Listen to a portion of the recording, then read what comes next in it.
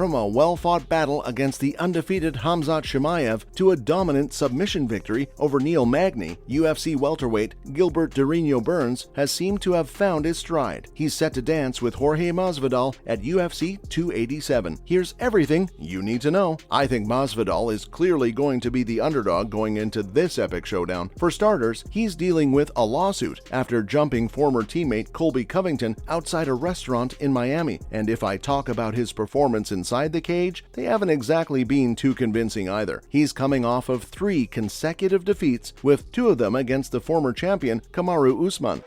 And of all the superlatives,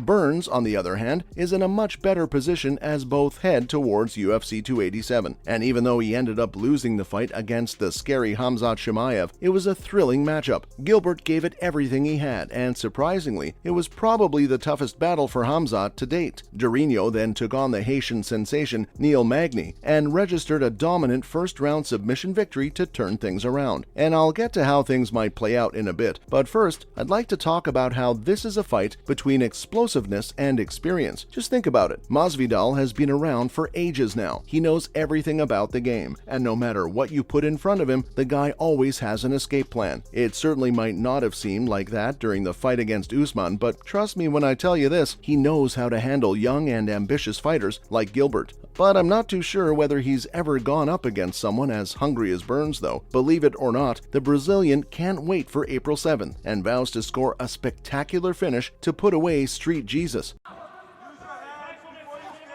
wow! Burns thought he had it won. Maya has recovered. Now Gilbert Burns hammers away.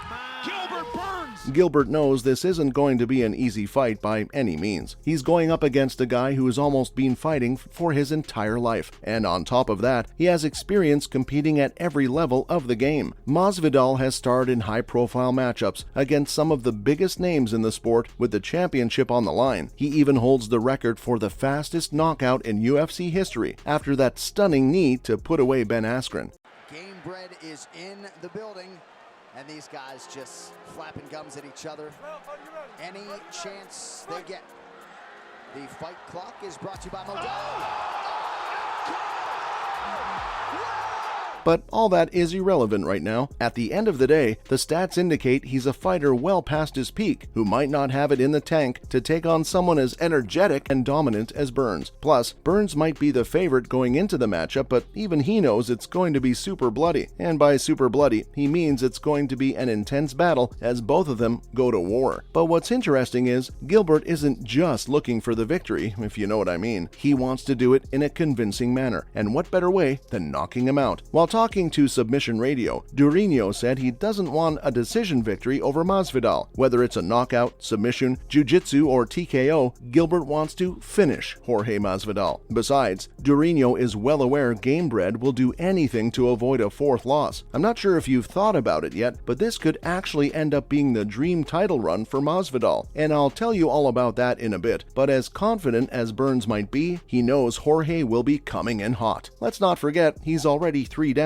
and you're a fighter well past your peak with 4 consecutive losses. It's pretty much a signal to the promotion to cut ties and go separate ways. So yeah, he's going to do everything possible to avoid that 4th loss, even if it means eating some nasty hits every single round. And since Gilbert has the achievement of almost folding Khamzat, I think he probably fancies his chances a lot. But at the same time, I can't help but ignore how Masvidal is so durable. He can take a lot of damage before it starts to show, and in case you're imagining the time when he got knocked out cold by Kamaru, trust me, no one could stand a punch like that. But apart from that, I do believe he has what it takes to stand in the line of fire and exchange blows with the Brazilian. And honestly speaking, Jorge can be really dangerous at times. When he starts connecting and building up that confidence inside the octagon, you can bet it's going to be an entertaining night packed with action. Also, the winner from UFC 286 will also play a huge role in Masvidal's game plan. Kamaru Usman and Leon Edwards Edwards will be facing each other for a third time around, with the welterweight title up for grabs. But what does that have to do with this matchup? Well, I'm sure none of you have forgotten how Jorge and Leon go way back. There's even that soda can incident when Street Jesus chucked cans at Rocky and ended up hitting his face. So just imagine how hot Jorge will be coming in if Leon successfully defends the title, because regardless of merit or deservingness, the boss knows both of these guys have history.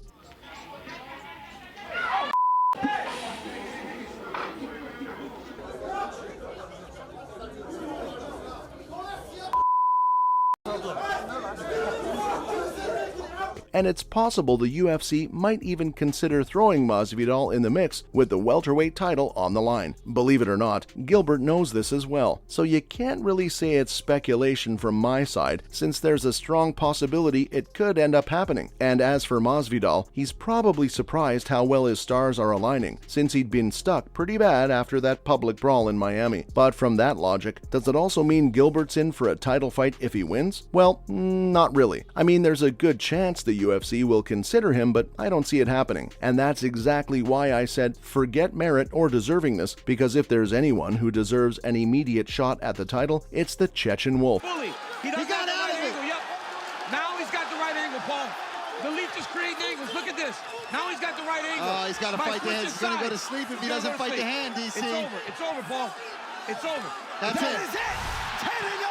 As simple as that. And even though Burns will be 2-up if he manages to win at UFC 287, I don't think he's ready for a championship fight yet. Sure, he's a smart and hungry fighter just aching to find his place at the top, but he's not quite ready yet. And even though he's the favorite for this fight, I think it's going to be a huge challenge for him, because, like I said, it's explosiveness versus experience. Burns might pack the power to knock his opponents out, but the guy standing opposite to him at UFC 287 is a different breed. And he finished it right here.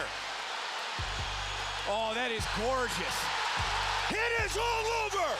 Gilbert Burns by submission. But what do the pros think? Since there's such a huge event before this one, not a lot of people are talking about it yet. But from what I've heard so far, almost everyone expects Burns to run away with the battle. And the reason is quite simple too. Burns is the more active fighter. It's literally been ages since fight fans last saw Masvidal compete inside the cage. Or, let me top that, it's been ages since fight fans saw Masvidal actually win a fight. So yeah, I think the odds are correct so far. Gilbert is the heavy favorite going into this fight, and if Jorge does manage to pull off a victory, it'll be a shocker, since he's currently the weaker fighter on paper. But then again, you'd be a fool to count him out, right? He's known for being unconventional, and who knows, he might just be looking at the bigger picture right now and putting in the work. Anyway, that's everything about Gilbert Burns versus Jorge Masvidal.